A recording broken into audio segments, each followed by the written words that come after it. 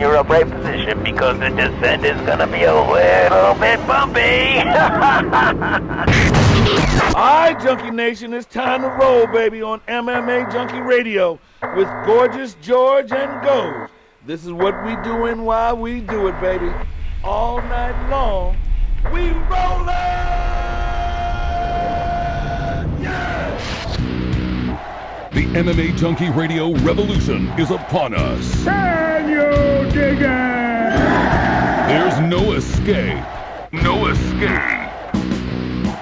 Through the vast frontier of cyberspace and through a sea of stars in outer space. One small step for man, one giant leap for mankind. We've solidified our combat communications stranglehold.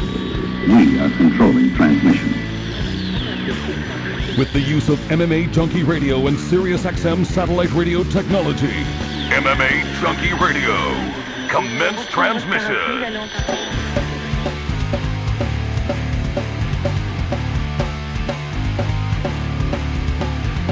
Live from MMA Junkie Radio HQ in the fight capital of the world, Las Vegas, Nevada.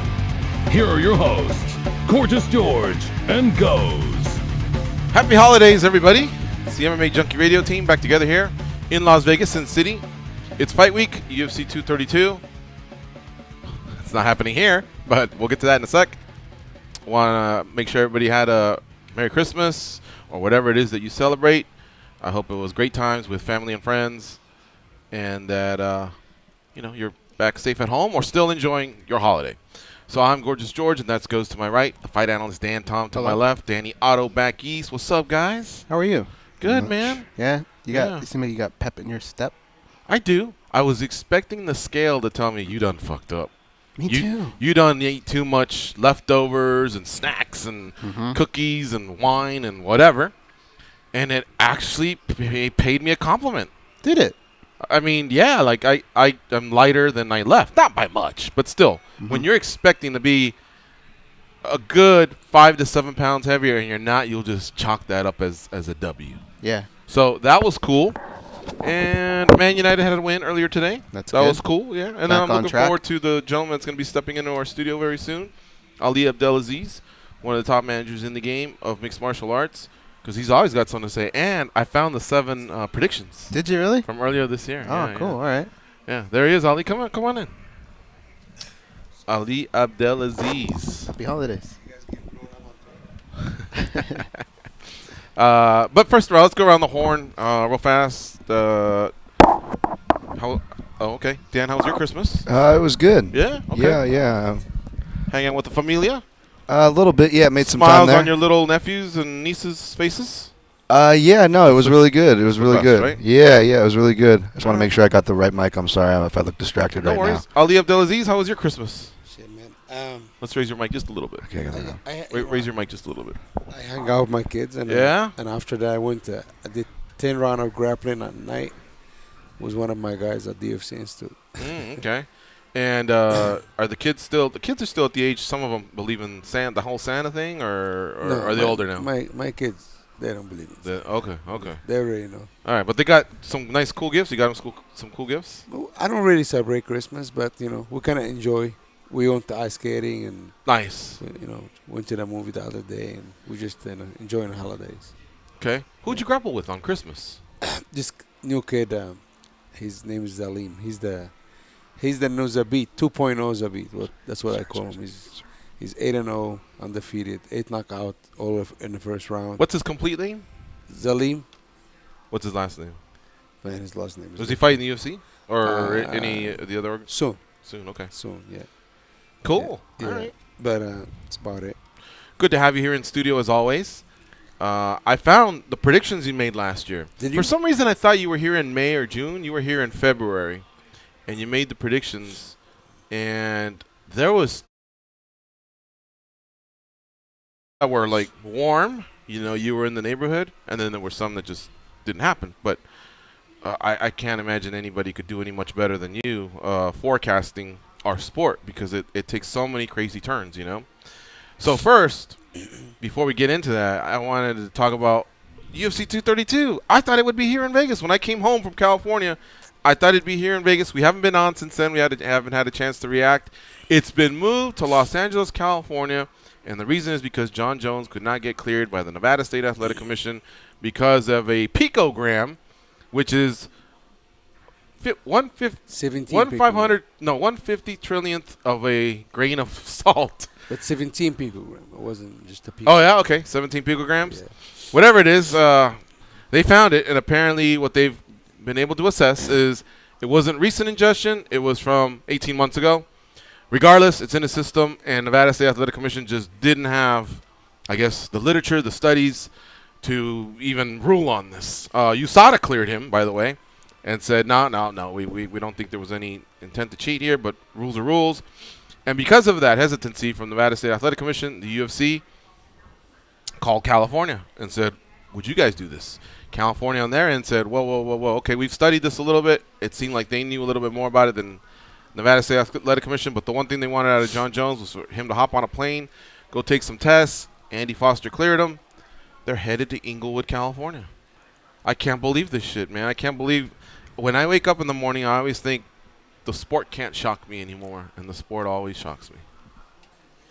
Yeah, this whole thing, to be honest with me, first of all, you have to give a shout out to Alexander Gustafsson for agreeing to even to fight. Uh-huh. This is the guy everybody has to give the credit to, not USADA, not the UFC, not nobody. You have to give Alexander Gustafsson a shot out for him to be able to fight. Secondly, listen, the UFC is a multi-billion-dollar company. They will make the best business decision they can to sell pay-per-view. This is what they do. It's the end of the year. They have bills to pay. They gotta make the best decisions. A wrong decision, right decision. Some people agree, some people disagree. It made it harder for guys like Corey Anderson. His wife's 6-7 months pregnant. I saw that.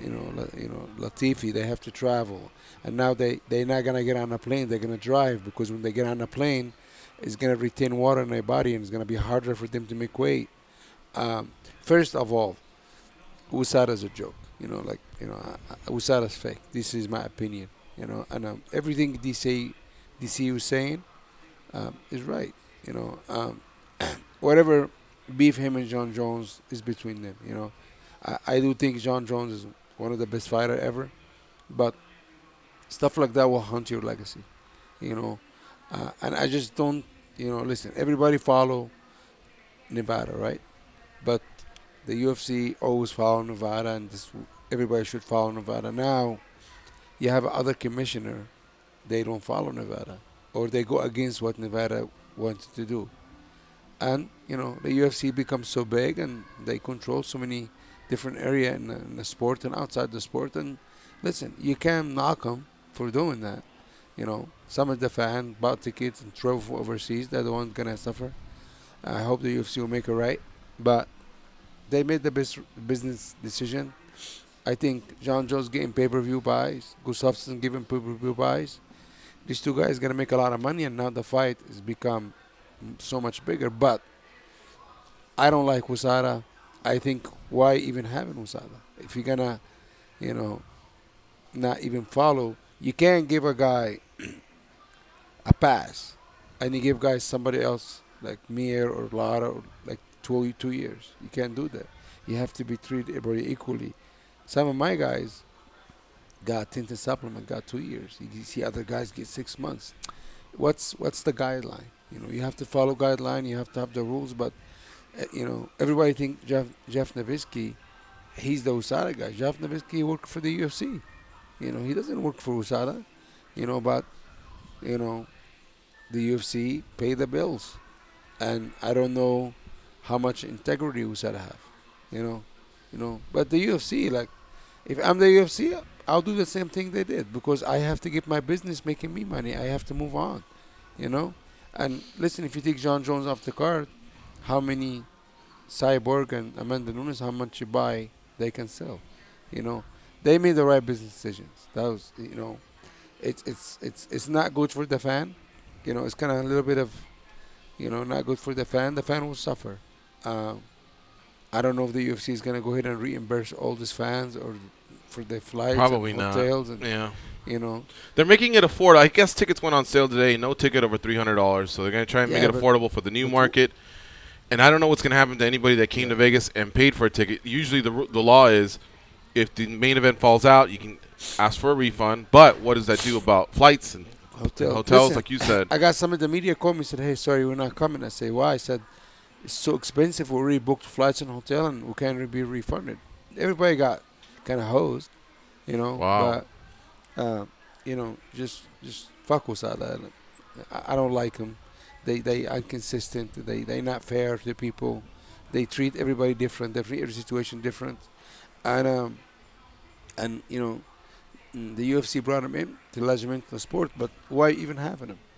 Why even have him? And the whole thing, I'm not an expert about drugs, but in your system, come out of your system because come back because you couldn't wait. I really don't know. I cannot point fingers, but you know, you guys got like DC. He fought John 2 times, and DC is like going crazy, and I agree with DC. DC is like, you know, how are you gonna allow this guy to fight again on this kind of stuff? At least give him 2-3 months to clear up, and after that, have him fight. You're right about Gustafsson. I wasn't sure if he would still take the fight, but he did. He said John can be on his, what do you call it, rocket fuel or something? Jet fuel. Yeah. He says, I'm still, the Jones era is going to end on Saturday. So the fight, again, folks, is still happening. It's just the whole card moves from Las Vegas to Inglewood, California. Tickets go on sale today. I guess people that had any form of a prior ticket will get the first chance to buy. No ticket will be priced over $300. The card stays intact with both title fights and everything you've seen leading up to, unless there's some sort of a fight week fallout. The people to blame here is USADA, 100%, because the UFC is their businessmen. You understand? USADA's the law. You gonna follow the law? The businessmen gonna do whatever they want for the business, wrong, right, whatever. They're gonna do whatever to make the business money. Mm-hmm. And if I was me, I did the same thing. I'm not gonna lie. What do you think of this option? Yeah. Why not have the fight card and just put Jones and Gustafsson on a future pay-per-view? Yeah, but the UFC would have, you know, they would have lost their money too. Well, so I understand that, but here's the problem. I think a lot of media and fans have. The UFC, Dana White did an interview about 6 months ago, and he said, "We sold for billion. We're already up to $7 billion." Yes. So business is booming. You see what I'm saying? Yeah, right. They're going to expand over here. The PI, they're building one in China. You know, all these new TV markets. They're coming off a big pay-per-view. Your client, Khabib Nurmagomedov, defended his title against Conor McGregor. So, you know, they've canceled events in the past. It seems like, although it would have been the best business decision, it's not the best business decision for everybody. And even though the UFC is the business and they're the ones that have to run, you know, the business to make money, they've always gone out of the way to make their fans happy whenever possible. And this is a way where I feel like We've seen main events fall out for whatever reason. They just go with what's there. And all we're saying is grab these two. You know what I thought, Ali, when they first said it? I didn't read it. I think it was on my phone. Probably too much eggnog. All I thought was that the canceled card in Anaheim was back on with Jones and Gustafsson. They were just moving them 3 weeks back. I thought the same. And they were just going to fill a bunch of, you know, fights underneath it, and that would be it. And this thing was still going. I couldn't believe it when I heard the whole thing was going forward. That wouldn't be a bad idea. So It sucks because so many things to consider. You know, Amanda Nunes says, now I got to pay California state taxes. I wasn't expecting that. Maybe the UFC can do that for all their fighters. I know a lot of fans are saying, I can't switch my hotel. I'm getting hosted on hotel and flights. The fan got screwed. Yeah. The fan got screwed more than the fighters. Because the fighters, the UFC's, they're going to check in here. Everybody leave Thursday going to California, cut weight and make weight and fight, right? Yeah. They're going to get hosed on the taxes, but they're going to get their taxes back at the end of the year. But at the end of the day, listen, the UFC have a loan they have to pay. And they need they need end of December, they need money to pay the loan. They have a loan. They take a loan. But they'll still make that. It sounds like they're a healthy business that can still make this payment regardless, because it wouldn't have been any different than if John Jones stubbed his toe or somebody. I don't think John Jones is going to sell a million pay-per-view buys. You know, me neither. He's not, you know, he's maybe. DC's his dance partner. They get high when DC's involved. That's it. And I don't think, you know, he's one of the best He's great, but I don't think he's a pay-per-view draw yet. But he can get 400,000. You know, I think this pay-per-view maybe will do 500,000 because what happened. But I don't think this pay-per-view will break 500,000. He's 100% right. And there's a reason why John Jones keeps tweeting at Daniel Cormier is because he needs him to sell. 100%. On his own, he can sell some, and maybe with a couple fights, maybe he can get that number back up, but it'll never be where he needs to be. If he stays consistent, he can grow for sure. But, you know, listen, John, you know, I love watching a guy fight, man. He's a great fighter. But, you know, these things, I don't know the signs, you know, but I have to agree with everything DC is saying. You know, like it's like, why you have the guy fight? Make him wait, make clear up, you know, and just make him say, hey, I'm clean, I'm here to fight. But you having him fight and the stuff in his system, you know, it's been in his system for 2 years, 3 years, just but nobody knows. You know, listen, this whole thing, it make the UFC look bad. It make just and I don't know, man. The whole thing is a mess. I got 2 fighters on the card, and we had to deal with it, and we have to do. You know, I did what I can for them to make them comfortable, you know, but you know, just make sure their family's good with them. Then, but they are good. They have everything they need, and they move on. They're gonna go to California tomorrow, make weight, and fight. Ollie, what has to happen for John Jones for us to not say, because a lot of people say this, I love John Jones, but that but always comes after. What does he have to do? What can he do to get rid of that? If he win on Saturday night, everything is forgotten. For a little while. Yeah, but the whole thing is, listen, the guy he's 31 years old. He made a lot of mistakes, and I'm not. I have no ties to him, nothing.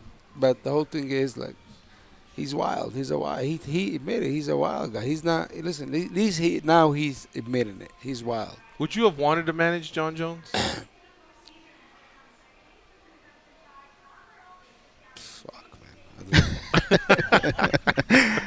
I think we would all feel that way. John Jones he's you know, when I talk with him, he seems like a nice guy. But the whole thing is like he's just a lot to handle, and I don't think it will be easy to manage him. It's I'm a type of guy, I can't have any of my fighters to fucking talk to me a certain way. None of my fighters talk to me a certain way. Like, and I'm not saying he's doing that. Like, and I have to be my way or the fucking highway. This is my rule, because I have to look after you, and I'm gonna tell you exactly how I feel, and this is what we're gonna do. But, you know.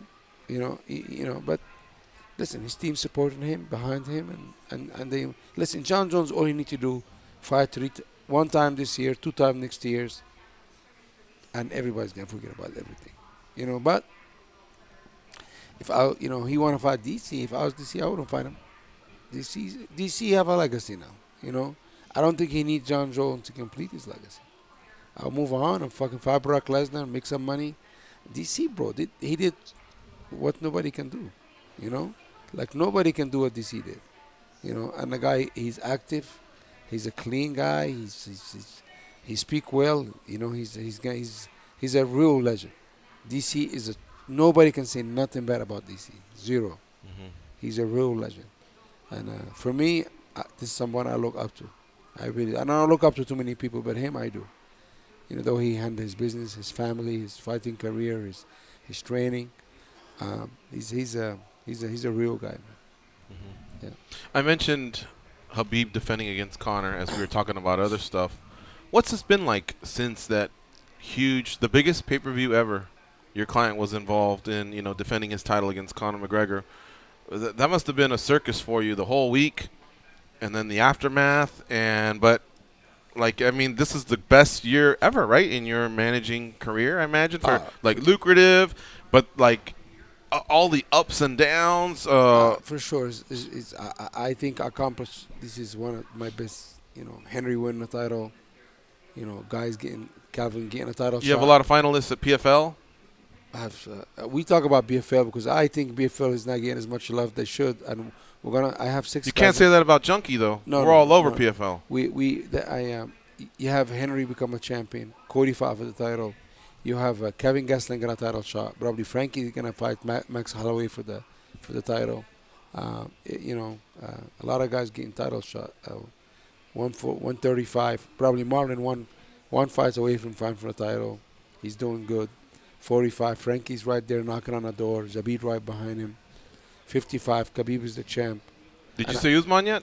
No, not yet. All right. Now, So, but with the UFC 229 card, were you able to like sit back and say, I did it? Like, I mean, it must have been very lucrative for Dominance MMA, and then to be involved in a historical fight. You know what I mean? You had to be pretty proud of the way Henzo even came back and got a win this year. I don't think I really enjoyed the whole experience of 229, just to be honest with you. Yeah. And I'm not over it yet because it's not over, you know. The commission? No, it's not about the commission. The commission will be handled. You know, the whole. What's not over? Because I think a lot of people said a lot of things and they haven't got paid for it. They didn't pay for what they said. Uh-oh. On my end, and I'm just being real. You know, I'm not claiming I'm a gangster, I'm a thug, or not. But you know, personally, is it worth it though? Is it still sits with you? It sit with me. It sit with me because a lot of people said different things. A lot of people did certain things. Khabib might got his revenge. I don't know if I'm okay with it yet. I'm not gonna sit here and say everything is hunky dory, everything is okay. For me, it's not over. Me personally. Okay. Yeah. For me, it's not over. What needs to happen? Whatever happens is gonna happen. You know. Listen, I'm a guy, an innocent guy. Can somebody apologize to you and that'll end it, or does somebody have to pay a little bit for what they say? Or listen. These people they haven't apologized, they haven't said nothing. Listen, can you imagine? You say on the bus, getting attacked. Number one. After that, boom, talked about your son, talk about your family, talk about you. You know, said you a freaking terrorist. Yeah, I'm the baddest terrorist on the planet. I fucking pay taxes. I pay a lot of taxes. How are you gonna call me that? You know, but at the end of the day, I don't really give a shit what they say. But at the end of the day, you know, you don't talk about my family, you don't talk about my kids, you don't talk about my wife. You don't say a lot of this thing, and people keep talking shit, and they're not stopping. But it's okay. But at the end of the day, I'm not just gonna talk shit. Whatever happens is gonna happen.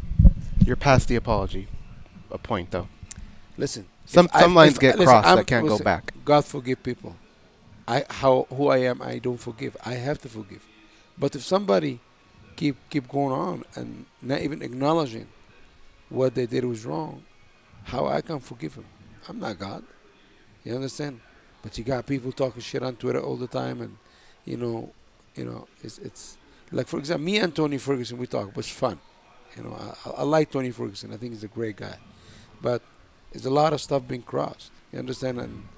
And I'm always gonna back up my team. Like, listen, I have people said I have a lot of beef with a lot of people. I personally don't have personal beef, but I always have beef because Marlon have beef with somebody, Frankie have beef with somebody, or Cody, or I'm 100% in with my guys. It doesn't matter if we're gonna jump over a cliff or we're gonna sit down and relax. We're gonna be together. This is how I run my operation. This is how I kind of do things, you know, and that's just who I am. So, I know what you're referring to. What if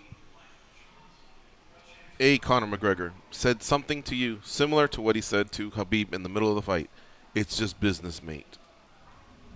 No, at the end of the day, maybe with an apology or without, but just the fact that he checked out. He checked out. Like you remember. Listen, I said this for a long time. I'm not sure I said that. I said a lion fighting a deer. You understand? A deer can never become a lion, and a lion can never become a deer. You understand? They can fight 100 million times. The same result will happen. I said that, but everybody said, "Oh, the left hand, this." The man is like, he's the type of guy, if he can, you know, dominate the fight and move like what he did to Poirier, to Eddie Alvarez, he's gonna kill you. He's gonna knock you out. But when he starts feeling this pressure, he breaks.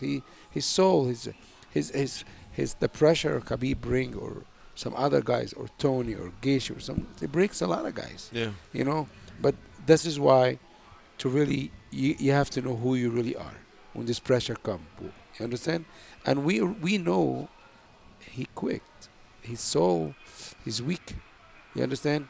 He can see all this stuff outside, but inside him, he's a weak man. He's a quitter.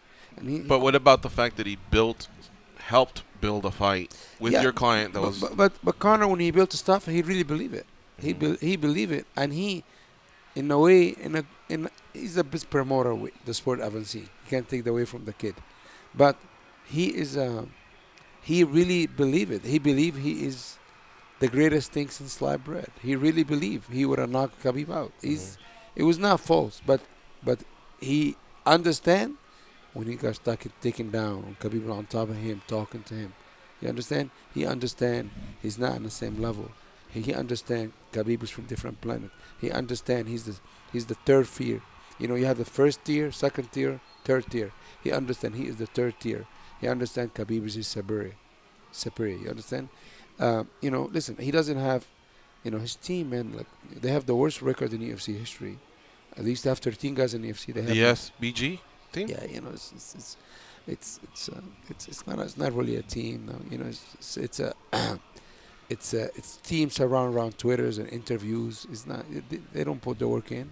You know, it's not really a team. And it's crazy how much attention they get because Conor, one of the biggest star in the sport ever have, and he did good for his team and himself, but they break and they fall, and now they said they're not gonna corner each other. I'm not gonna train you, but stay business. I moved on from them in this part. But you know, you said Daniel Cormier. If you were him, you wouldn't give John Jones another shot, and I agree with that.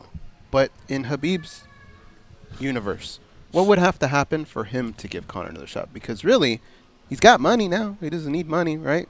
Like, what would have to happen for that fight to happen again? Because Conor needs him more. Listen, Khabib is his own boss now. Whatever Khabib wants to, I'm gonna do. You know, Khabib is just my job is, and people are gonna be like, Tony, this. My job is to give Khabib the best payday. He deserves payday. Remember, he's supposed to fight Eddie in Madison Square Garden. They put Conor instead of him, right? And you have to fight 2 times, right? Remember, Khabib, he take the long way to become a champion, right? He take him, I think, 11 fights or 12, 10 fights to become a champion. You know, it's the longest winning streak outside Tony. Tony got a title shot, but without getting a title shot, and he earned it. And now, you can't be like, okay, fight somebody. He's not gonna help you sell pay-per-view. You know, what I really wanted, I think, you know. No, not Floyd. Listen. If you're my client, and if I can make you $100 million, what do you want to do? Fight somebody gonna make $3 million, or fight somebody make $100 million? It's about money. $100 million. These guys have a short career. They work all their life to get to the top of the mountain to make money, and nobody can blame Conor from fighting Floyd. Nobody. Conor become a global superstar. He made so much money, and it's good for him.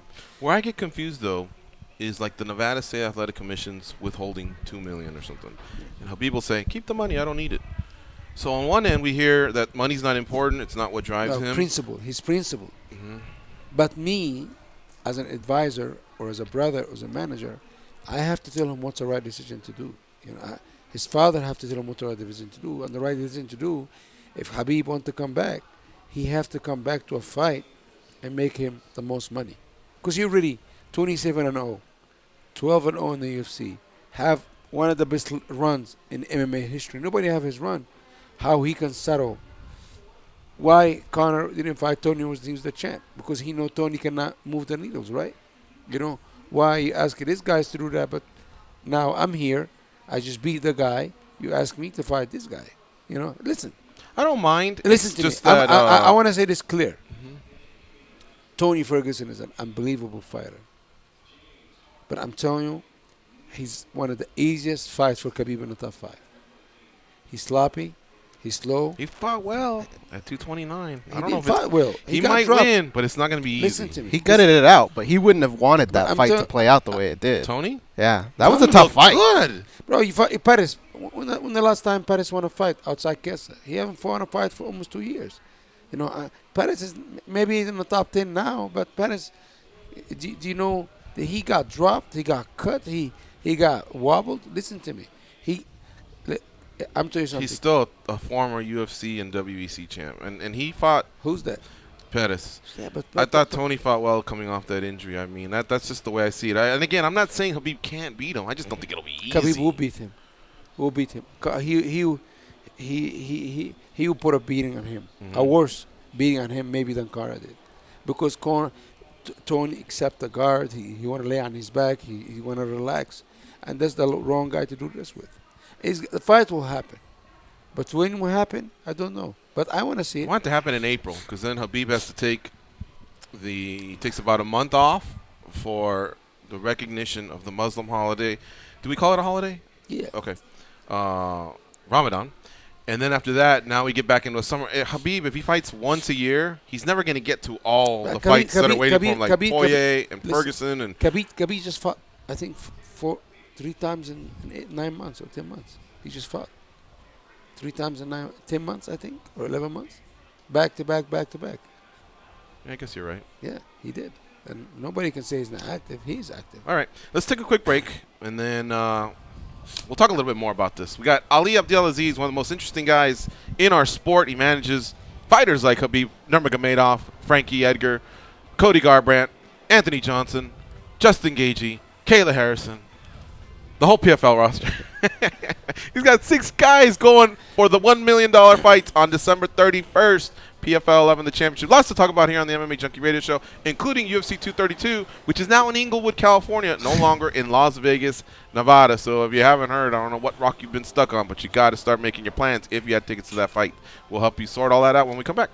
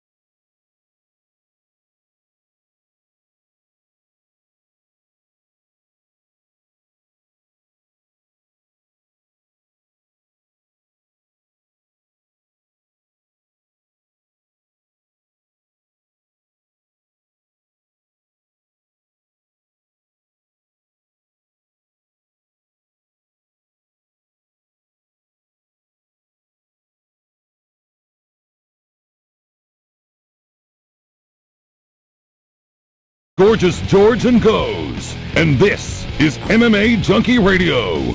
Get the radio channel numbers and a link to listen to your favorite NFL, college basketball, NBA, or NHL team sent to your smart device. Just go to SiriusXM.com/sports today and click Add to My Calendar.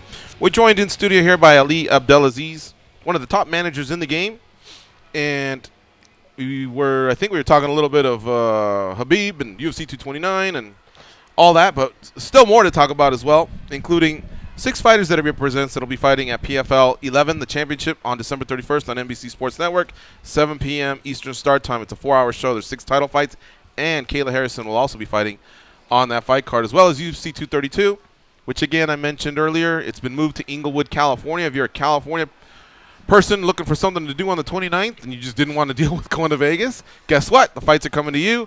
John Jones still on the card versus Alex Gustafsson. In fact, the card was moved because of John Jones. Just to sum it up, he wasn't cleared by the Nevada State Athletic Commission. California State Athletic Commission will clear him up. But you know what? When you get home, go to MMA Junkie, because I swear to God, we must have like 20 stories talking about the timeline of how all this happened. The fights are still going to happen. Chris Cyborg will still defend against Amanda Nunes.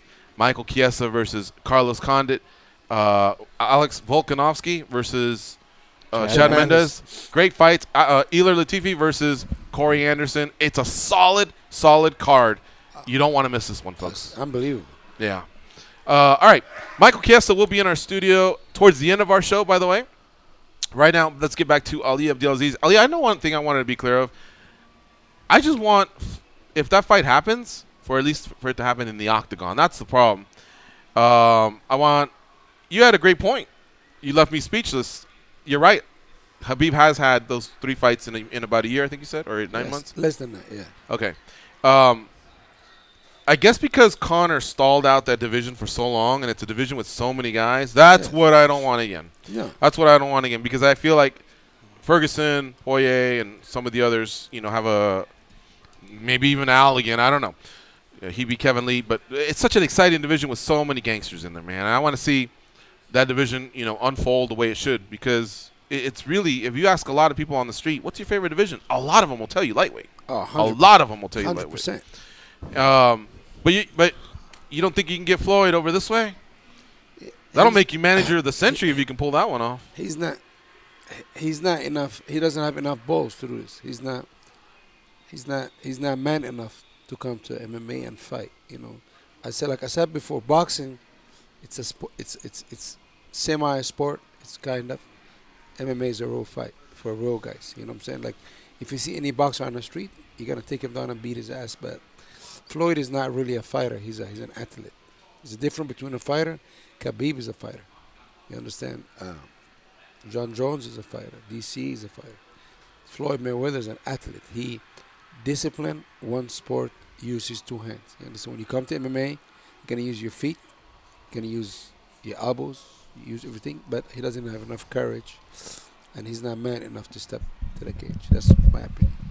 Can you beat up Floyd? He's like my son. He'll be my son. George said one time, a while back ago, you said that you believe like a lot of the tough enough guys would be able to beat Floyd, right? You still hang true with that?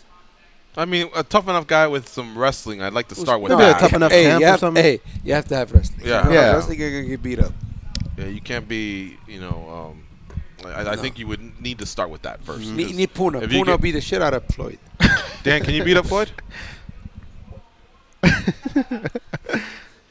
What do you think? You have the skills to beat him? You have the wrestling to take him down in a Mayweather? In a street fight or in an octagon? I know no. We both know you can't outbox him. I don't trust my. I don't trust my shot. You can't get him down in an octagon. Dude, I haven't been in Extreme Couture in like a whole year. I haven't even touched foot in the gym, so I'm. But if you I'm got him pathetic. down, you're gonna no submit him, talk right? now, huh? If you get him down, you're gonna submit him, right? Oh yeah. If we, started from the clinch even, but closing that space, being realistic. I know I was talking crap about Logan Paul the other day, but that's only because I'd probably be fueled by the racist crap that he did, and I'd use that extra points and take it to him. But Puna, you can get him, Floyd. Yeah. Puna. I'd put money. Yeah. How would you beat him, Ali? Listen, man, I'm not here to talk about beating nobody, man. I'm 41 years old, huh? Take him down. Listen. I'm not fighting Floyd. I don't even talk about it. But I said you asked me a question about Khabib. Yeah. I think would be like they will call the cops after the fight if he come to MMA. And I honestly, I think Khabib will beat him in a boxing fight too. Come Me on. pers- That's where I you got to do. stop. I do. Floyd, he's almost 58 years old. He, you know, Not Floyd Sr., Floyd Jr. no, he's like almost 58. He old. I think he's 41. Uh, I'm listen- almost 50 years old. Listen to me. The man. I wish I was 41. He doesn't. You know, he's not gonna get Khabib tired. He can't knock Khabib out, and Khabib is gonna wrestle him the whole time. Khabib's not gonna box with him. I get that wrestle Khabib with can beat him on the He'll street never or to go knock to the him UFC. down, but the whole Never. box. Listen, Yeah, honestly, see, that's why to be I honest, feel like we had the one listen, fight and can I tell you something? sure. Floyd texts me all the time about this fight. Right? He really wanted it. Right? But Then what do you respond to him? we talk shit to each other all the time, and real shit. And I just And I told him he's 56 years old. He doesn't have enough balls. Stick to fucking boxing because it's the only thing you know how to do, and he's not enough man. I told him he said a lot of shit to me too, but I respect the guy. How much did he offer to fight boxing? Did he even get to the numbers yet? No, because I can't do anything. Khabib have a Nevada Athletic Commission.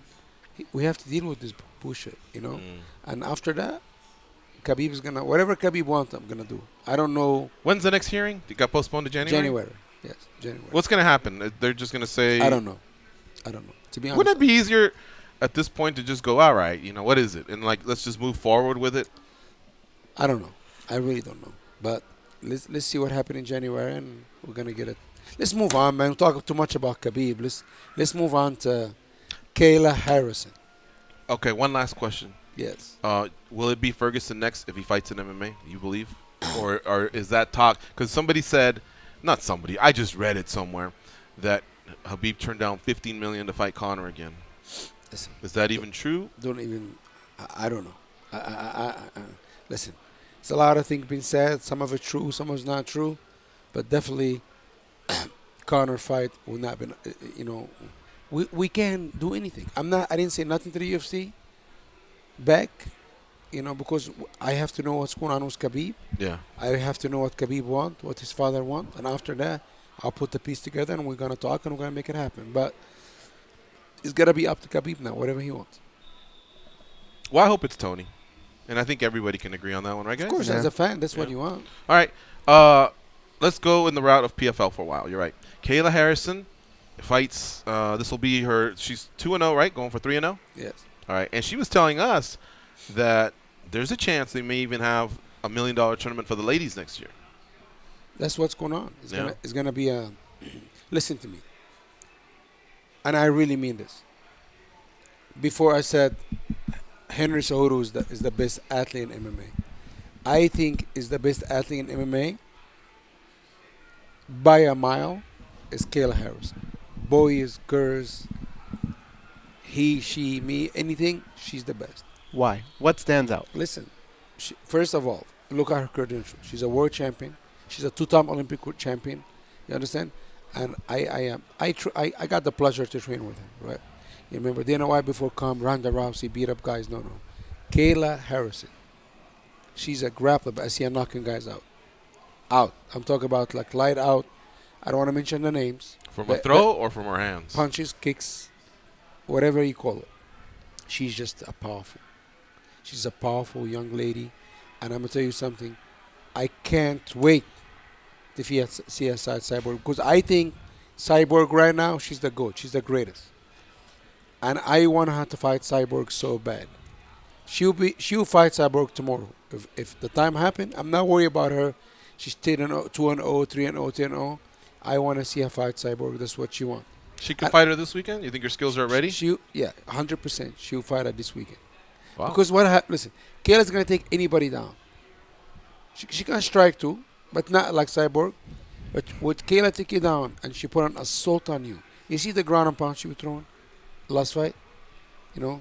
She's like she like Khabib, actually a lot faster punching. She's just ferocious. She have no fear. She's just she's a different level, man. And I think I predict end of 2019, 2020 she will fight Cyborg. I'll predict. Ooh, that's the first prediction. I'm gonna Oh, tell you yeah. something. We're I'll gonna get our predict. second batch of predictions. I'll predict BFL next year will be maybe in more homes than the UFC. PFL next year. Yes. You're talking about television versus television. You're talking about NBC Maybe the Sports same or versus maybe ESPN? more. Maybe more. Okay, we'll get into that because Ali, very famous for his predictions on our show. I have the ones from 2018. But I'm telling you, man. We'll go over that. Kayla's. I got a lot of respect for Cyborg. I think she's an amazing person. I really like her. She's a sweetheart. But I think Kayla's her kryptonite. I don't think stylistically Cyborg can stop Kayla's takedowns. Okay. All right, let's take this last break. It's MMA Junkie Radio on Fight Nation Channel 93. We have Ali Abdelaziz in the house, and we'll be right back.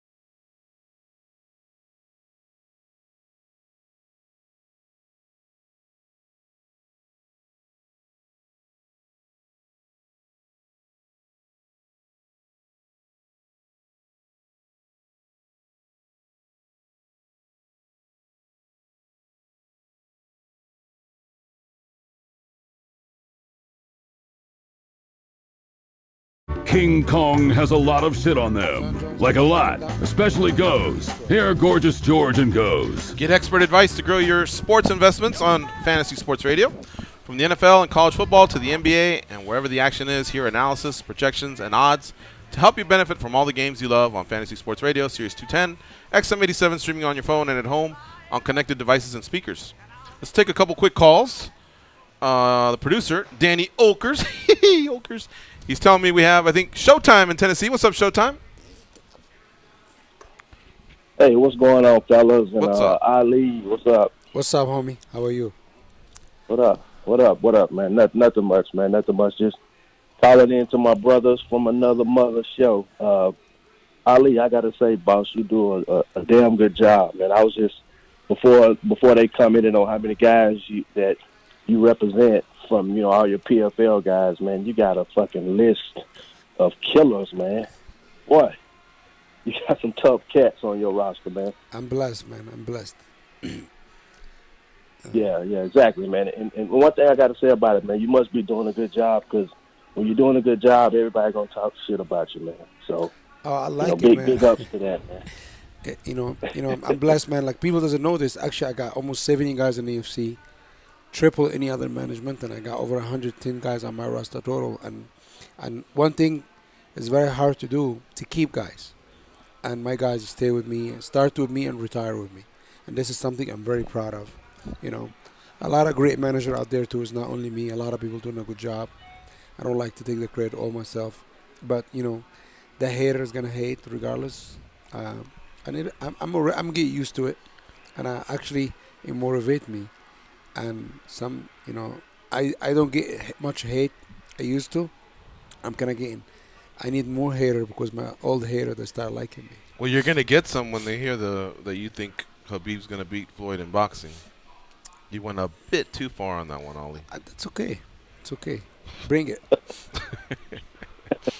Hey, he's got Neiman Gracie. He's got Zabit Magomed Sharapov, Ray Borg, Derek Brunson, Kamar Usman, Benil Dariush. Marlon Moraes. I'm going to mention them little by little because there's too many to list. But go ahead, Showtime. Finish up. Yeah, man, I'm so glad, man. I told you I was trying to come out to Vegas for the card, man, this week, man. And I'm so glad this stuff didn't work out for me to be able to make it, because, man, I would have been pissed with, having to try to get to Vegas. And if I still want to go to the fight, try to get a rental car, to drive out to Cali and then get back to Vegas. That would have been a headache, man. So I'm wondering how the numbers is, if this going to kill the numbers, or if you're just going to have a big, influx of LA people that, just decide to come, since it's falling in their lap. So, well, what's your guys' take on that? And what's your take on this, too, Ali? If you had a fighter that was in this position, what would you do? What would you advise him to do? All right, thanks for the call, Showtime. So let me say something real fast. The first 30 minutes, 20 minutes, we discussed this, and Ali does have two fighters on this card. So if you want to just tell the listener one more time. I just, the was guys there anything you trained said to them at all? They have a camp. They got to make sure everything is okay, and they're going to fight. They have to fight, and they move on. If my guys fight a main event, everybody will be suffering right now. I'll make everybody suffer, to be honest with you. If my guy was Gustafsson will be a very rich man. Oh, yeah? Fuck yeah. All right. That's my opinion. Next call, Marco in Waco, Texas. What's up, Marco? I know this fucking guy. What's up? Hey, talking about this whole ordeal, man, with John Jones. The question for Ali later, after I'm done, is what if your guy was John Jones? Would you go to bed for John Jones like you go to all your other fighters? Now, everybody's harping on USADA and the UFC. Andy Foster was on Luke Thomas yesterday talking to R.J. Clifford. Andy Foster, the head of the freaking California State Athletic Commission, a guy that we know, he got no problem saying no. He got no problem freaking not giving two shits about the UFC when he wants to. He said that he went to the director of the Salt Lake City WADA lab, a guy that doesn't give two shit about John Jones, and this director is the one that went to bed and put it on writing, on memorandum, that this staff on the John Jones system was a trace of his 18 months past positive test, and also there was no evidence of new injection. So what is the freaking UFC supposed to do? What is Andy Foster supposed to do? Andy Foster approved this fight. The California State Athletic Commission is letting this fight happen. So let's not freaking harp on the UFC too much, because they want to make money, and on USADA too much because, they tested the thing. They put it up there, and Andy Foster did his due diligence to find out what is the deal with it. And he didn't have to license John Jones, but he did. So there is more here than that everybody's trying to make to believe. And if John Jones was your fighter, and you got this evidence on you, what the freaking director of Salt Lake City of the lab, they are one of the preeminent freaking dope freaking freaking scientist in the planet. He's telling you this guy didn't really dope, and then the California Athletic Commission is telling you your fighter is going to fight. What would you do if you I get the gist. Ali? What would you do? We get the gist. I'll have Ali answer when we come back. It's the top of the hour break on MMA Junkie Radio. Stay close.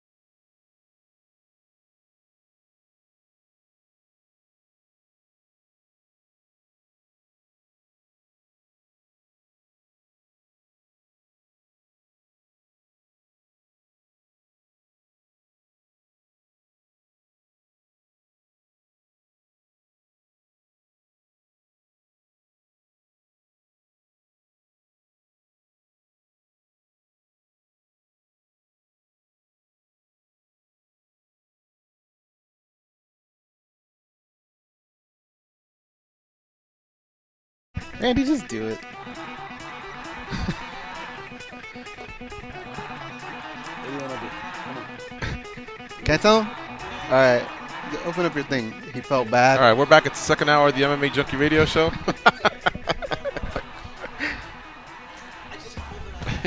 Then we have Michael Chiesa too today. We got Ali Abdelaziz here in studio with us, and we're joking around because site coordinator Randy is wearing a McGregor shirt. He's been hiding it inside his jacket for the whole hour.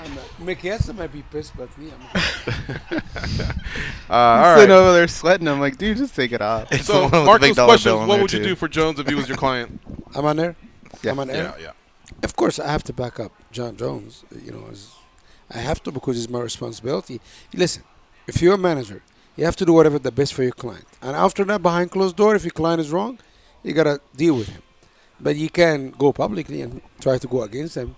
That make you not a bad manager. Like, you know, just you make you a bad manager. But, of course, I have to back him up. Yeah. Now, as far as what else you said, Marco, in terms of, you know, what they found out, yeah, you're right. Andy Foster didn't make it easy for them.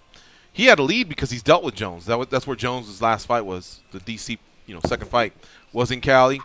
So he's had to face him, in a hearing. He's had a lot of studies done about this. But I guess you're still forgetting about one side, and that's the fans. Yes, of course, the UFC had a business decision to make, and California did the due diligence, but the fans are very important to the sport, and a lot of them got screwed in this deal. So could they have figured it out? Look, if it was easy to cancel Anaheim, they just canceled Anaheim one day. Couldn't they have just not had this fight, still gone forward with the card, and just had the fight in a few months? I don't know. But it's happening. That's the end of it. Like, we can come in here and voice our frustrations. Let's promote it. But it's happening. The thing's going down, and we're talking all of us want to see it, right? We're talking about it. Listen, we all want to see it.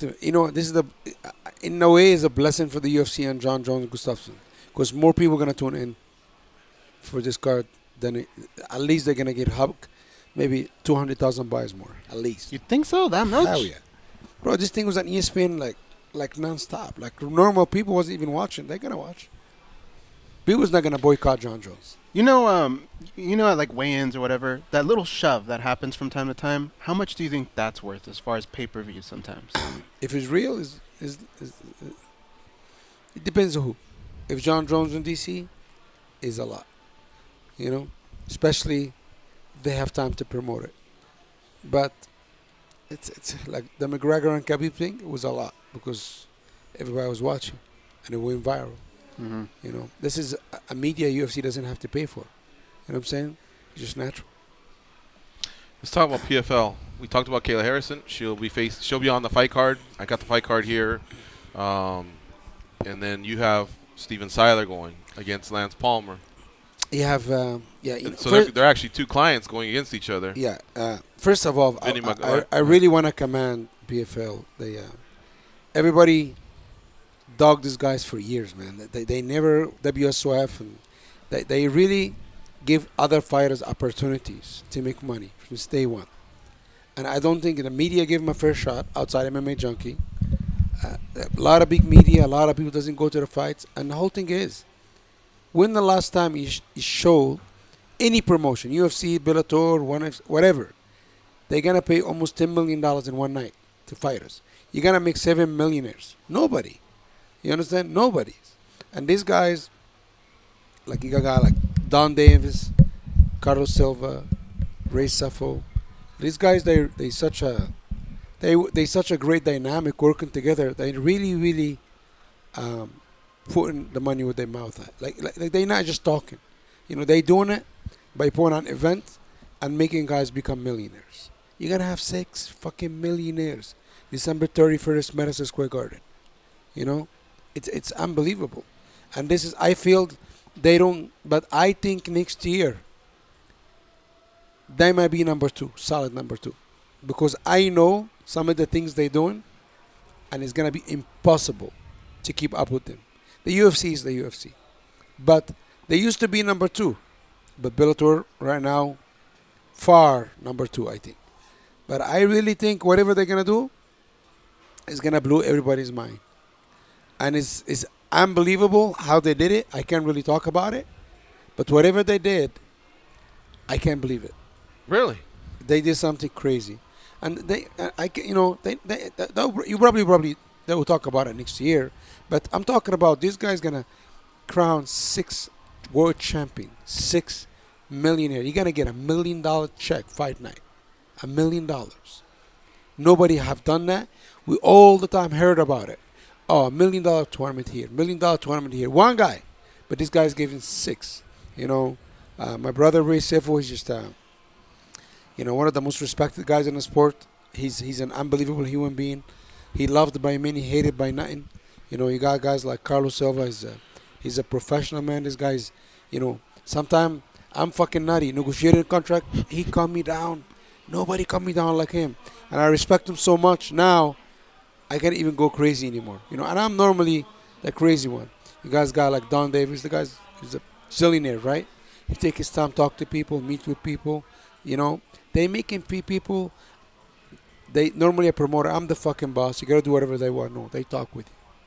They said, okay, how we can make it better? You know, and listen, I'm blessed enough.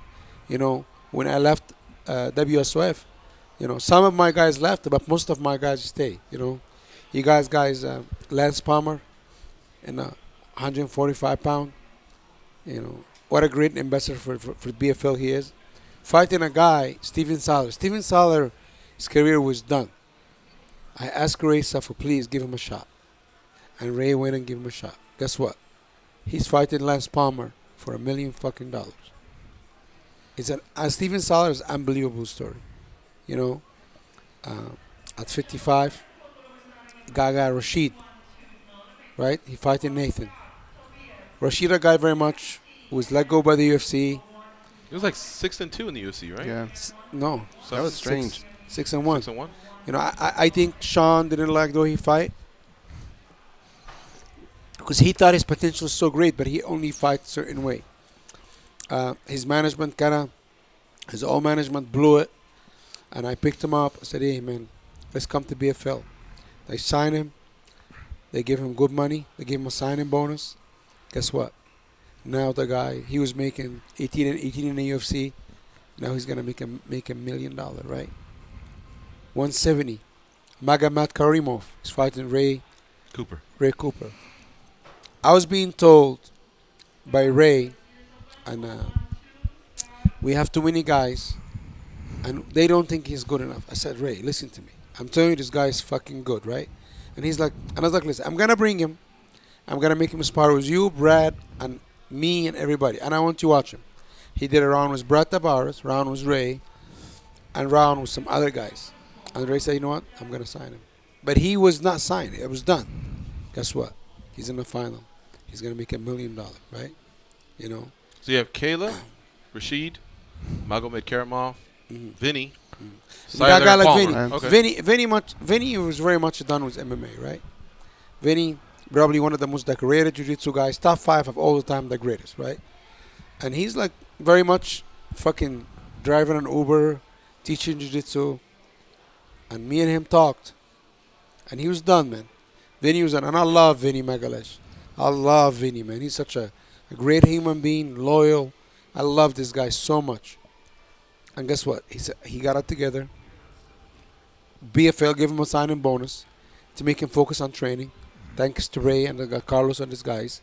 And he got back to the gym and become a fucking monster, man.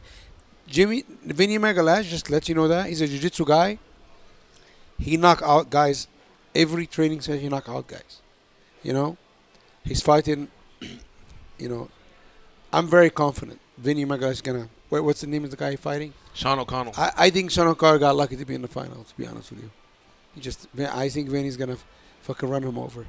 Vinny right now is a very dangerous guy to fight. In the UFC, in Bellator, BFL, it's just dangerous regardless. You know? And now, BFL very much give all these guys, even Philippe, Nathan, all these guys, they give these guys such a great opportunity and platform to making fucking $1 million. All our MMA media, and I'm fucking not happy, they went and give De La Hoya this much media event, like they much attention, and he paid Tito $200, Chuck $250, and he paid a whole bunch of guys $1,000. How are you gonna give this guy this much attention? You don't give PFL this much attention, and they paying 20 times more money than they paid, right? Because Oscar De La Hoya, he cross-dressing, you know. This is what the story is. You know what I'm saying? You know, him and Dean going on it. They say you a cokehead, you this, you this, you this.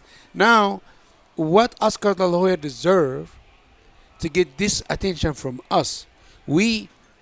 All of us, we paved the road. You know why we give him this attention? Dana's right. You know, I don't agree with Dana on everything. We fight a lot, but he's right. Why the fuck he give these guys attention? And he got guys like BFL, they spending 30 times more money, and you don't give him attention. That's why MMA media need to give these guys a little bit of respect, because it honestly pissed me off.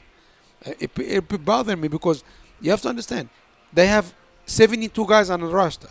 If they're not in business, these 72 guys don't have home. They don't have nothing.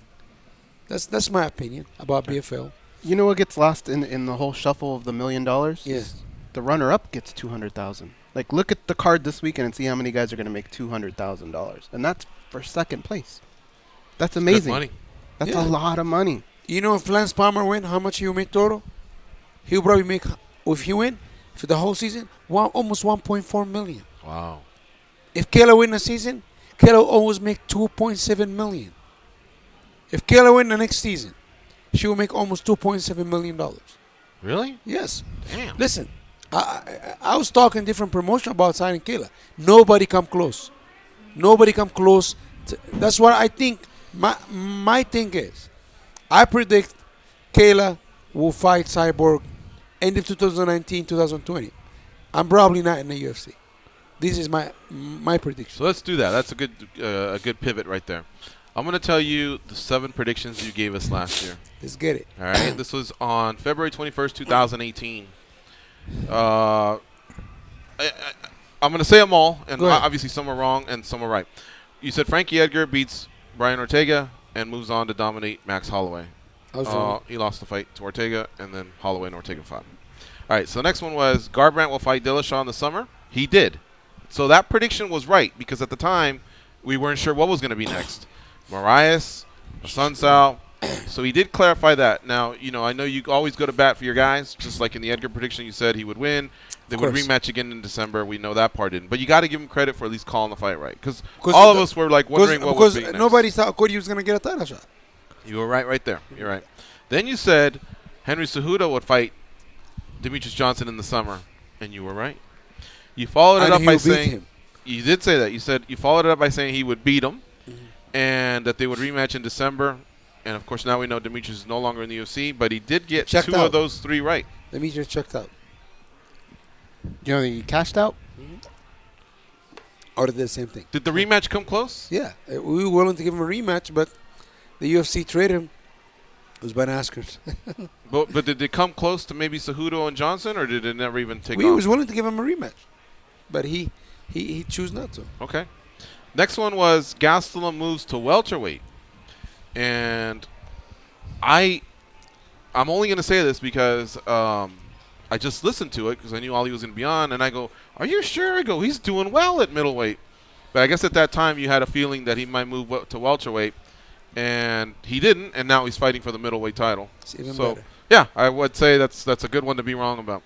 Then you said Usman will fight for a title at the end of 2018 or early 2019. So to be fair, you still have time for 2019. In fact, can you give us an update? Who's going to fight Tyron Woodley?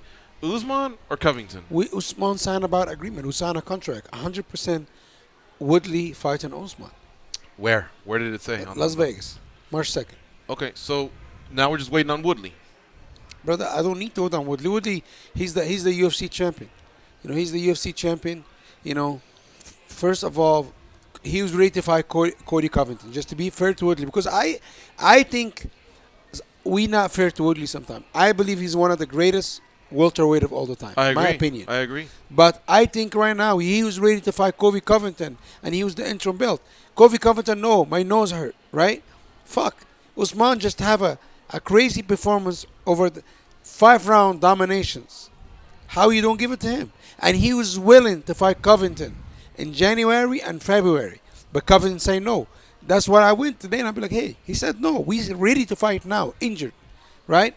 And I think, shout out to the UFC, and I think, sometimes we smash the UFC, but I got to give him a shout out for giving the guys the title they deserve. And Usman fucking deserve it, man. He have what? 10 fight winning streak, something like 9? How you not give it to him? And I'm telling you something. Usman will be the welterweight champion 2019. And I'm telling you, he's going to be the welterweight champion for a long fucking time. Yeah, start writing them down. All right, if you don't Usman mind. will So be there was champ. another one earlier. I said he'll fight for the title. He is. Yeah. And I think he'll be the welterweight champion. I think Marlon Moraes. Oh, wait till we get to that Okay. one. Wait till we get. That was a good one. So I want to clean a couple things up here. You're saying he signed about agreement. Now Woodley in his interview says when he says, hey, I may do some politicking here and there, but when they tell me who I'm fighting, I never say no. So if what all he's saying is true, which we believe you, then we're all just waiting on Woodley then at that point, right? Because if the offer's been tendered. Now I also don't want to be a scaredy cat because we've also had Covington on the show, and I probably publicly said I still thought it should have been Covington Woodley. I thought that was the fight to make. Yeah, he missed the train. Now yeah, you're right. Sometimes missed the train. Sometimes they do miss it, and if they've gone ahead and done the other fight, Usman and Woodley, then I would love to see that fight. If Covington stepped up and he said he'll fight Usman in January, even the UFC was, I think maybe they was bluffing. Yeah. Maybe they were, or maybe they not. Covington would have got a title shot. But now, why won't they just do Covington versus Woodley? Why did Because skip to Usman? Because the whole thing easy to is, I'm promote. going to tell you why. As a promoter, I don't know what the UFC think. Why I'm going to give a guy a title fight? He's going to be a problem in the future, and he's going to say no to fight. I need somebody to fight. They know Usman will fight 3-4 times a year. You understand? Okay. They know that. And I'm guarantee you, Usman will fight 3-4 times a year. He like to fight. I think Colby's just protecting his spot, and that's why he's declining Usman. No, but you can't declare and the spot. Askren or whoever. I think he just He wants declined Woodley. Usman 5 times. They have it on record. The UFC have it on record, not me. You know? Like I said, I don't know what happens behind the scenes, but if you're telling me they offered Usman versus Woodley, then we're just waiting on Woodley. Usman's And I'd love to see that fight. The bot agreement signed. He tweeted it. Okay. You know? All right. So that one still has some time. Now check this one out. UFC will make Moraes versus Rivera. Remember, this was in February. They hadn't made the fight. They did make the fight, and then he says Moraes will KO him via head kick. Yeah. That was spot on. That was spot on, man. I'm gonna tell you that was a something. good one. Let me tell you something. Marlon Moraes, one is the most complete fighter in UFC roster. Not the best striker, not the best grappler. I'm gonna tell you something. Marlon Moraes is a weapon. If you spar with him, if you train with him, you'll understand. He's a weapon. And my prediction, I think Marlon Moraes will beat Hassan Sao. And Hassan Sao is a tough guy to crack. I'm just letting you know. I agree. He doesn't do much. But I wouldn't be surprised if Marlon knocked him out too. With a punch. Right? That fight's already set. That's the right fight set, right? Okay. And I think the worst matchup for TJ De La Shaw, because TJ De La Shaw is going to lose to Henry Cejudo. He will lose. I'm telling you, he will lose. And That a prediction? yeah, that's a prediction, Okay. 100%. That's Henry Cejudo's he's too much of a perfectionist and professional. You understand? And he does whatever he does so well. You have to understand, Henry Cejudo right now, when he fought before and lost, he was 2 years into MMA. Nobody's gonna beat him at 25. Nobody, and nobody can at the moment. Can I submit a request for a prediction? What's the future of 125? Is this the last fight? Henry Cejudo, if he wins, and I'm gonna say it publicly, the 125 division will live. Really? I did hear a rumor like that. I've heard this Wow. from someone else too. But yeah.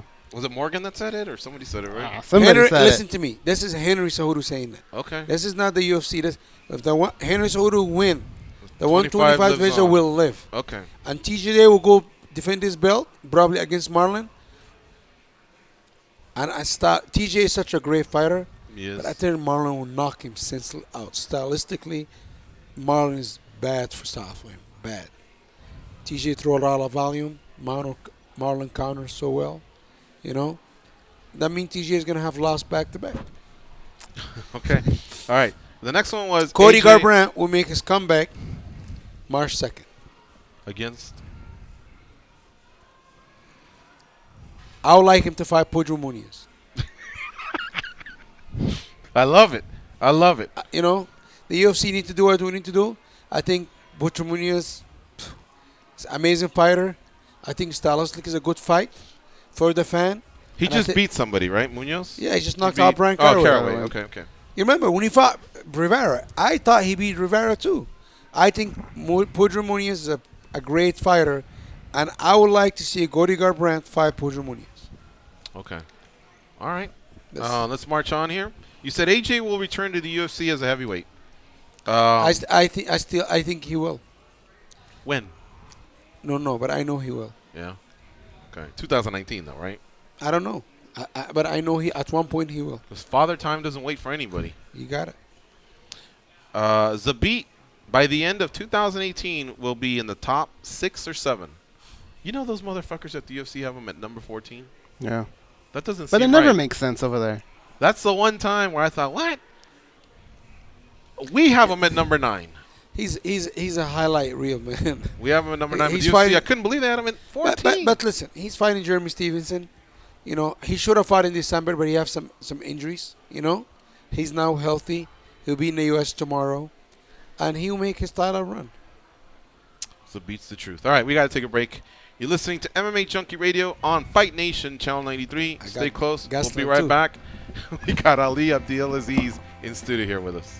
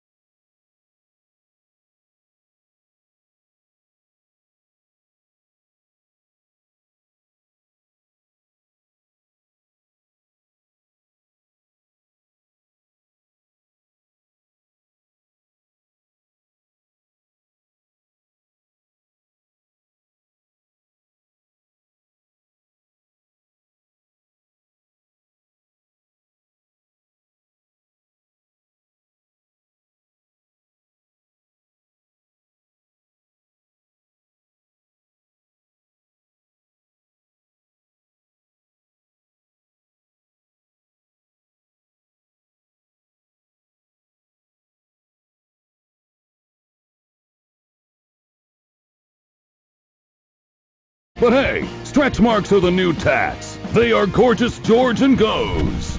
All right, we're going to just jump right into it because we're running out of time. Ali, anyway, it looked like you gave us about 7 predictions, but some of them had like extra pieces. It looked like you got about 5 or 6 of them right. So good job. Wow. Good job. And a lot of them were to the T. And it looks like, Goes, which ones has he given? Can you recap for this year? So far, for 2019, we have Usman will be champ. Henry Cejudo will beat TJ Dillashaw. Before he used to call how it happened, George, but all right. Cody Garbrandt will be back March 2nd. He'd like him to fight Pedro Munoz. Right. All right. What else, Ali? Gastelum, you said, maybe. You have a prediction? I think Kevin Gastelum one of the most underrated fighters in the UFC. I really do. The guy is so talented. And this one is gonna sound crazy. I respect Robert Whittaker. I think he's a good man, great father, great family man, as far as I know of him. And I respect him so much. But I think, what day is the fight? February 10, I think. February 10? Yeah. Kevin Gastelum will knock him out, and we put him to sleep. And Kevin Gastelum will be the middleweight champ, UFC middleweight champ. I believe so. Stylistically, everything what Calvin can do.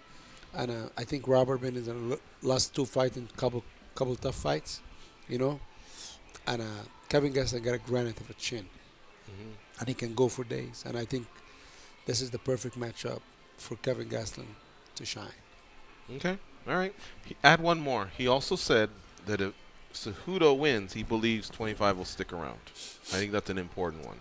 All right, Ali. And I think like, this is a very important one. I say Cyborg will fight Kayla Harrison. Ah, that's right. At the end of 2019. 2020. Not in the UFC. At the end of 2020. All right. And maybe not into UFC. Okay. You know, Kayla's under contract with BFL. And Kayla will win. Well, some of these are because I can't say by stoppage because Cyborg is. I think the prediction is that they will fight. That right there is an attention. We know you'll always back the guy. I think they'll fight. I think they'll fight. All right. I want to do a quick rapid fire here because we're almost out of time. And where did it go? All right, here we go. Update us on Fabricio Verdum. Once his suspension's up, he will return to fighting? He's not done fighting? I don't think Fabricio will fight in the UFC again. Oh, boy. Yeah, I think Fabricio is going to be fighting probably not in the UFC. How can that happen? Once the suspension's over, is the contract done or is the contract on Bro, hold? Do you think USADA is legit? I'm starting to doubt them more and more every day. Yeah. Fabricio's gonna do us the best for Fabricio. He have a family, he have kids. One of my best friends. I love him to death. And I think I don't know what happened to him, but he got screwed. I know he didn't cheat. But I'm his manager and I have to talk to his back. Max Holloway just beat Brian Ortega. Who's next? You said Frankie, but was that just what you want, or no, you it feel has like to be Frankie. If he doesn't go up, and I don't think he's going to go up, it has to be Frankie. Up to 55? He might go up. But he have to be Frankie. Okay. The UFC all out to Frankie. He all out to Frankie. You know, Frankie didn't have to fight Ortega, but he stepped up. A study he is, and he have to be. Okay. Is Gaethje fighting Pettis? No. No. Gaethje want to fight Al. Is talk about Gaethje who's Barboza, but I don't know yet. Okay. But I think I'll owe him this one. I like Al Aquenta, but I think, he owe him this one. He bailed out on him when the tickets went on sale. Do you remember that? They supposed to ticket go on sale and Al didn't show up. Yeah. I think Al owe him this one. Okay. You know what's so funny? Sure. When Al fought Khabib, everybody said, "Oh, Khabib's strike is amateur," but he beat Al striking. He outstruck him, right? But now everybody downplayed Al. Now Al beat Kevin Lee, but people see how good Al is. Yeah. Yeah, Al looked really good against Kevin Lee. You remember Khabib outstruck Barboza and outstruck Al, and he beat Al 50-43. And we saw what Al did to Kevin Lee, and Kevin Lee is a tough son of a bitch. Mm-hmm. That show you how good Khabib is. Tell me about Nick Newell and Bellator. Are they going to give him a chance? I think Bellator. I like Scott Coker. I like Mike Hogan. I like Rich but I think they. I don't know. I think they need to step it up, but I think they kind of. I don't know.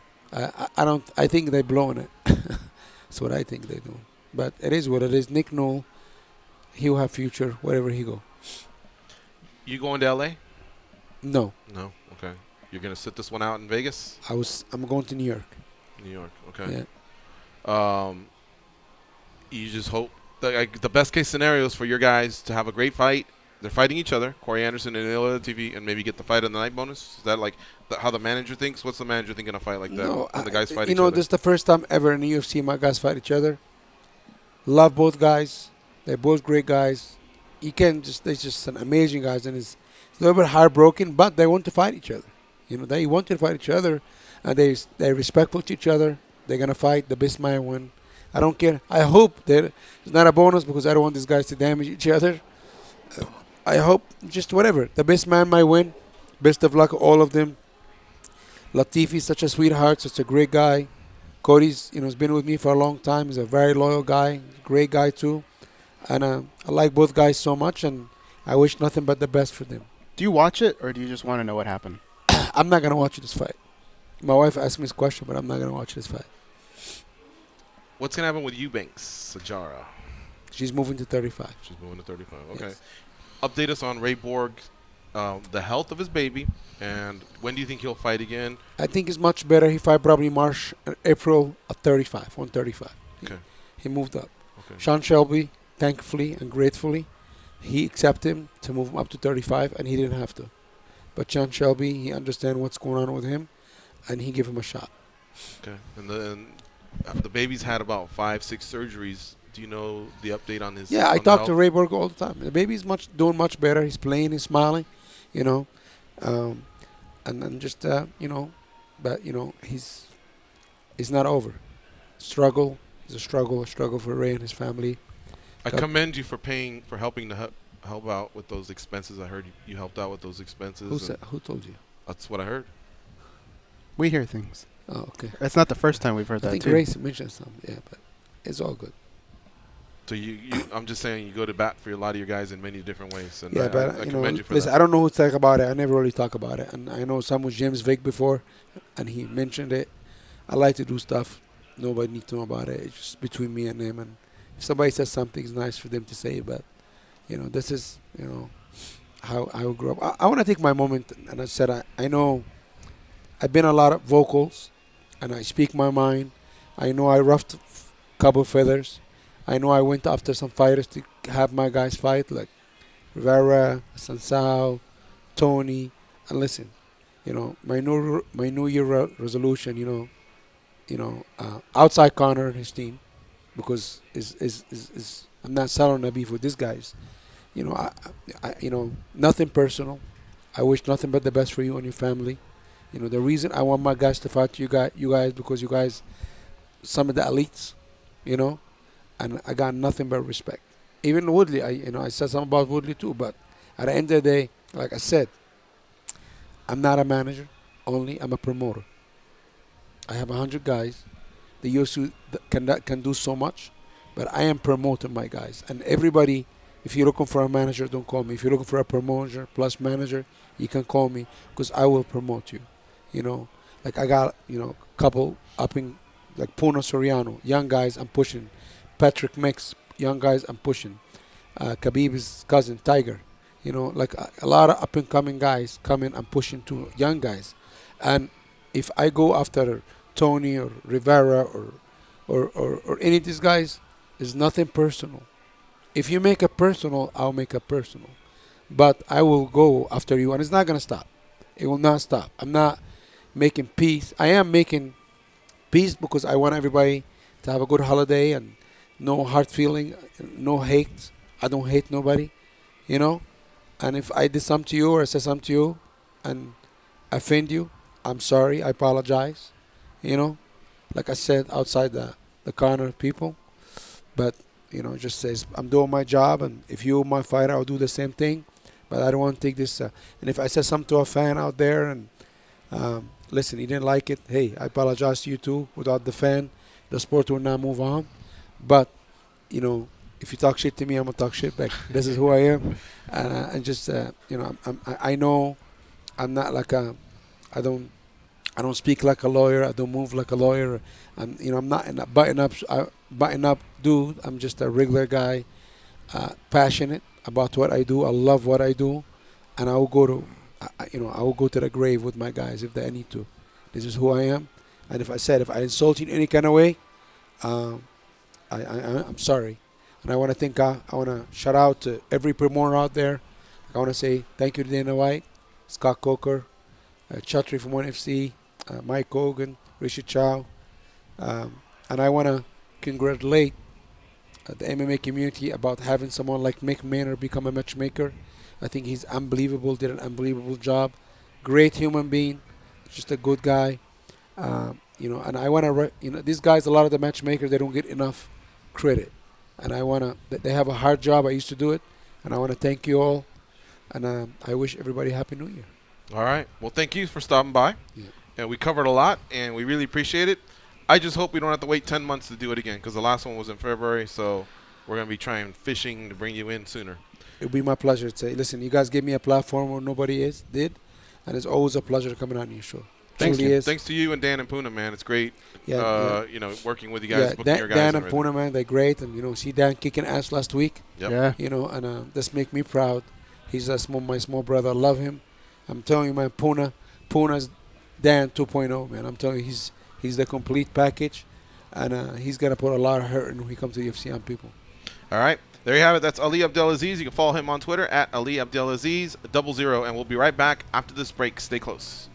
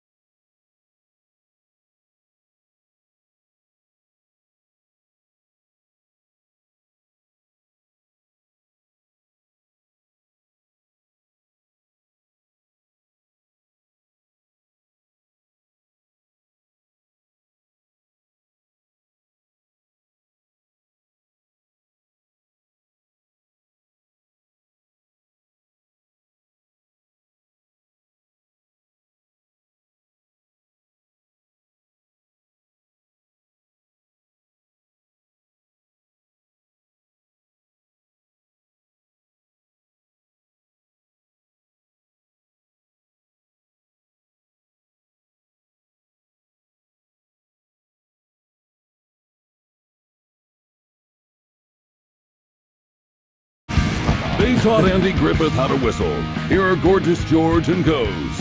All right, we're back. Want to thank Ali Abdelaziz for his time. Quick plug here for the radio channel numbers on SiriusXM. If you want a link to listen to your favorite NFL, college basketball, NBA, or NHL team, and you want to send it straight to your smart device, all you got to do is go to SiriusXM.com/sportstoday, click Add to My Calendar.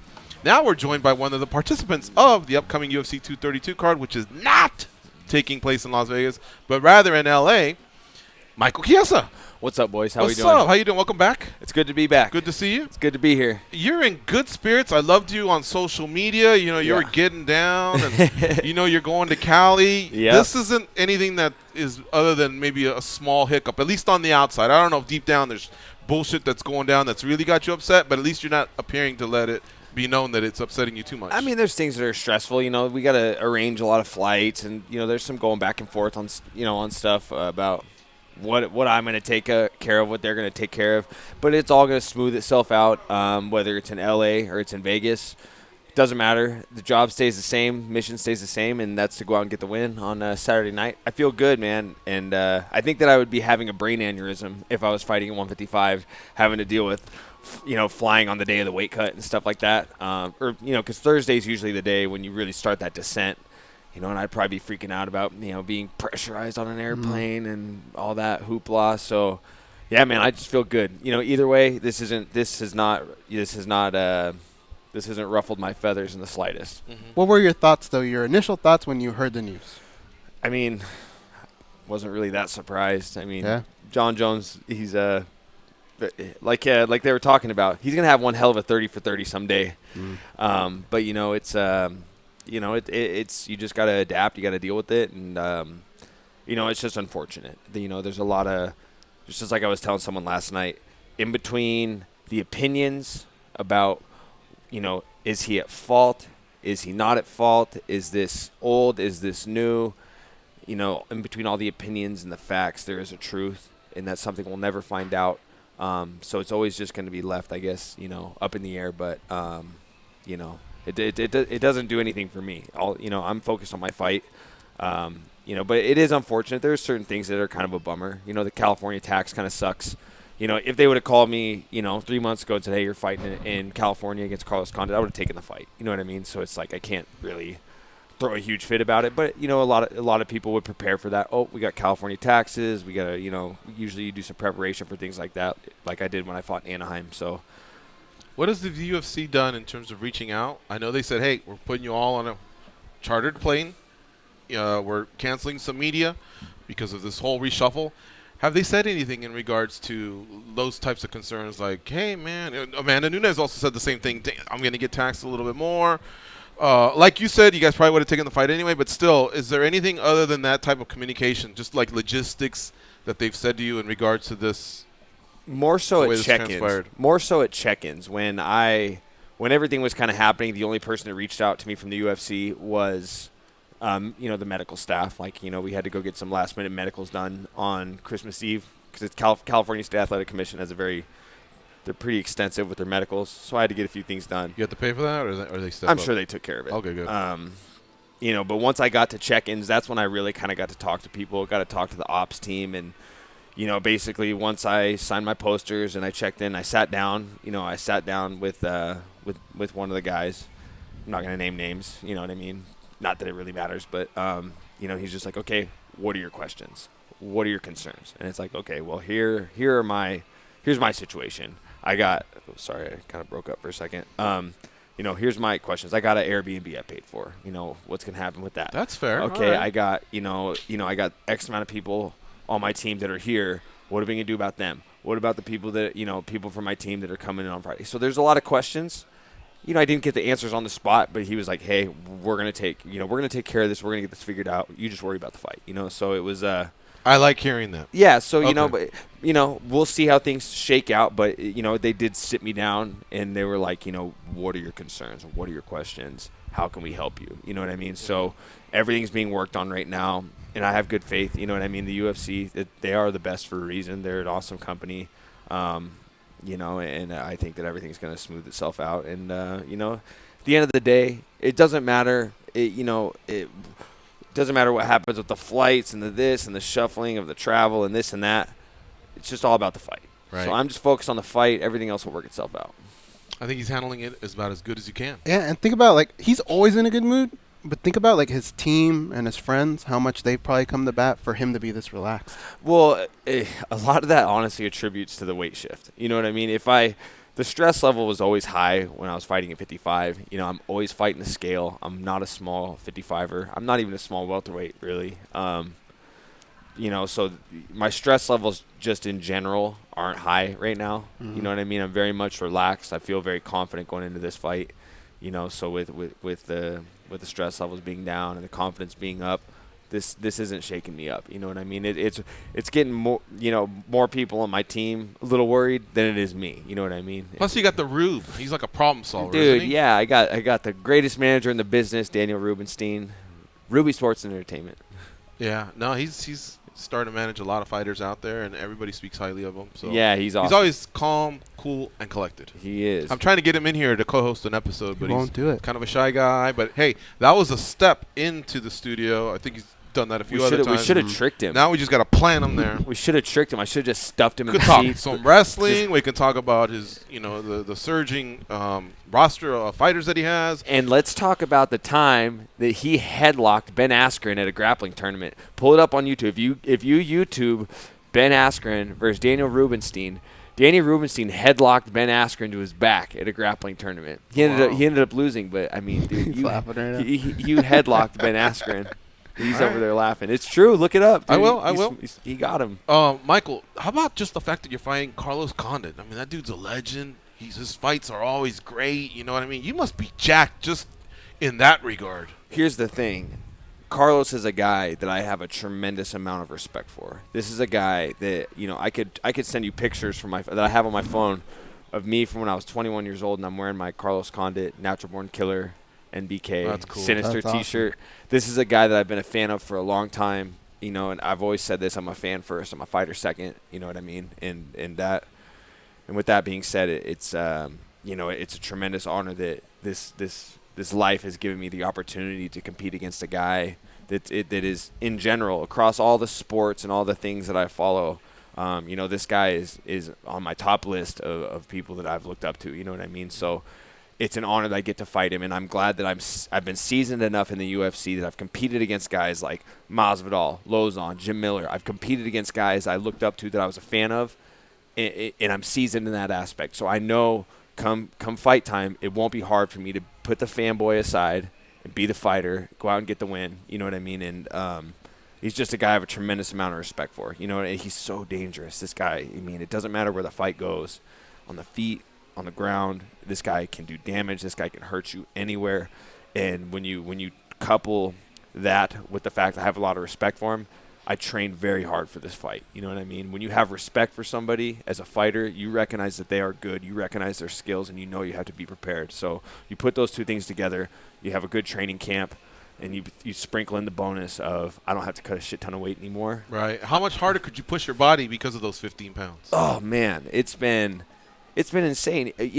Usually my perception on training camp has kind of started to change, and it was always like, you are never going to go into a fight 100%. That's just a fact. Doesn't matter what weight class you fight at. But it's just kind of like what Rockhold said with his recent choice to go up to 205. I'm just not getting injured as much. I'm not withered down. My stress levels are low. I'm really able to push. I haven't, when I'm fighting at 55, I spend, I was logging like 50 miles of road work a week, which isn't a ton by some standards, but it's a fucking ton. I can't even do that in a year. But in the last 4 weeks of a camp, going down to 55, I have to go run at least 5 miles a night at the end of training. It's sometimes, and once if I get closer, I'm doing a few in the morning. You know what I mean? And it would always be like, okay, well, I only did 30 miles through 4 days a week. Well, now I gotta log it. I gotta get those 50 miles. Gotta get my weight down. And for a guy that's a grappler like myself, I gotta do strength conditioning. I gotta get strong. That couples with my game, and that just ruins it. When you go lift weights and you do all these things to build up your strength and your explosiveness, and then you just end the day just trudging along on a treadmill. If 6.5, 7 miles an hour, you lose all of that. You know what I mean? So I really wasn't progressing, and I'm a realist. I'm very honest with myself. I'm not good enough of a fighter to just focus on cutting weight. I'm not good enough. That's just a fact. I'm not to that point. You got guys like Khabib. Khabib struggles to make 55. You know, we've seen it, but Khabib's really freaking good. He can do that. You know what I mean? He can put a lot of focus into his weight cut. I can't do that. I'm a realist. I'm not to that level yet. Maybe I never will, but I do know now that this is where I'm meant to be. I'm meant to be at a higher weight class. I'm meant to hone in on my skills. The longer my career goes, these fights are only getting harder. The competition keeps getting tougher, and I can't afford to just focus on cutting weight. I got to get better as a fighter. But you would go to 65 if they opened it, right? I don't know. Or would you maybe be the 75 I might be the 75. Okay. I'm really. I you are a big dude. Yeah. I've always told you the first time I saw you walk in, I go, is that Ryan Bader walking? Like, that's a big dude walking at us. I mean, the beard, obviously, I knew you weren't. But you know, and that's just what you said. I don't know if I would go 65. Okay. I might go 75. I'm really. It's not like I really do have to diet.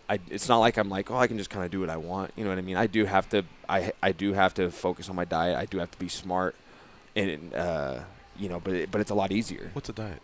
I don't know. I was Googling it right now. All right, you're going to get asked this a lot, but I want to hear it from you. Why is this the most important fight of your life? Because the next fight is always the most important. But why on this one, through your eyes, is this fight so important to you? This kind of is very similar to the Pettis fight. You know what I mean?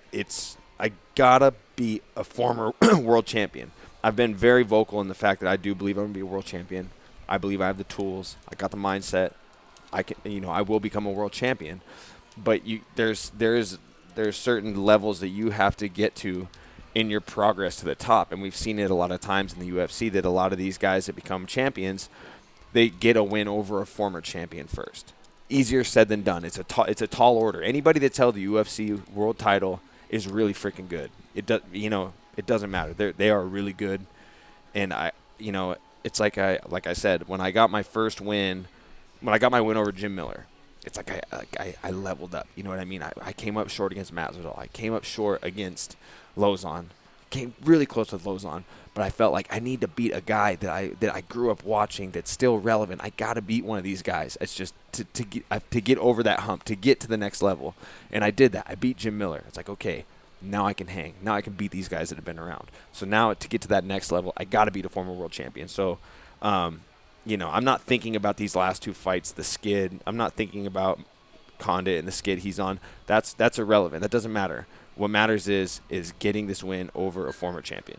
I got to tell you, man, there may not be a more likable guy than you in this sport, man. Seriously. Motivating, I'm right? glad you guys feel that way, because I get a lot of heat on the internet as of late. From who? I'm sure you know why, but... Dude, you're super motivating, though. Yeah, I appreciate that. Well, that's just an island sticking up for their guy. Yeah. But, yeah, don't worry about that. I'm just saying, like, it's so much fun to hear you talk about your own career. Yeah. That it makes you just want to say... Put me to the front of the Chiesa train, you know what I mean? I appreciate it, guys. And I know a lot of fans feel that way. Yeah, I appreciate the support. You find a lot of guys that we like. We like Masvidal. We like Kevin Lee, but still I can still come in and go, that guy's awesome to have on the show. You really are positive energy as a person, as a fighter. So we hope you attain all these goals of yours along the way. Thank you, sir. I appreciate it. Yeah. And way to keep it together. This has been a rough week for the fighters. Yeah. So seriously. And thanks for the time you gave us. Yeah. I know you can either hop on a plane or driving a car or whatever, but you kept it together. Good luck on Saturday, Michael Chiesa. Thanks, boys. I appreciate it. All right. There you have it, folks. That's our show for today. Thanks to Ali Abdelaziz. Follow him on Twitter at Ali Abdelaziz 00. And Michael Chiesa, Mike Mav 22. He's fighting Carlos Condit on Saturday at UFC 232. Today's the day the tickets go on sale. Inglewood, California, the greater LA. You got to go out there and check it out. This card is awesome. It's got 2 title fights. It's got this fight. It's got Volkanovski versus Chad Mendez. And then it's got Ilir Latifi versus Corey Anderson. That's a sick main card. The undercard is insane as well. The prelims, the UFC Fight Pass. You got to check it out. And, of course, keep it locked on MMA Junkie throughout the week. Shout out to Dave Manley from MMA Bobblehead. We are out of here. Go out there, folks, and be a champion. Viva!